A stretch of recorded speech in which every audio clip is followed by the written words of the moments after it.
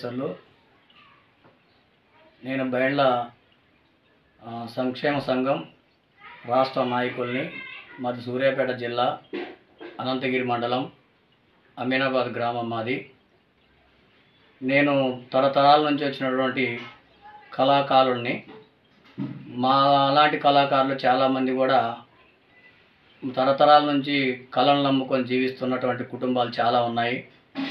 అటువంటి కుటుంబాలకి ప్రభుత్వం గత ప్రభుత్వం కూడా కళాకారులను ఆదుకుంటామని చెప్పేసి ఎన్నో మార్లు చెప్పడం జరిగింది. చెప్పినా కానీ ఇంతవరకు అది అందించిన దాఖలాలు లేవు. అది అంతే ఇదైపోయింది, నిర్మయం అయిపోయింది.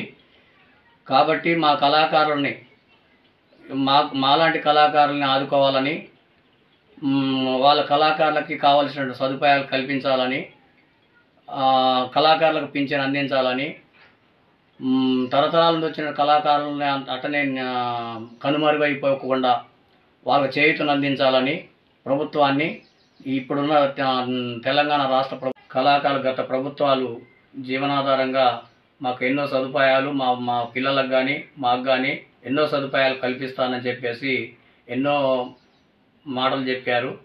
కానీ అది ఎంతవరకు సహాయపడలేదు.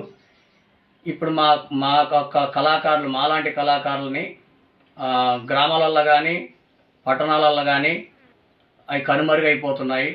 ఇప్పుడున్న ప్రభుత్వాలు ఆదుకొని మాకు చేయూతను అందించి మా కళాకారులకి, మా పిల్లలకి కావాల్సినటువంటి, మా పిల్లలకు చదువులకు, మా కళాకారులకు పింఛన్ను, మాకు కావాల్సినటువంటి సదుపాయాలు కల్పించి మాలాంటి కళాకారుల్ని ఆదుకోవాలని నేను తెలంగాణ రాష్ట్ర ప్రభుత్వాన్ని కోరుకుంటున్నాను.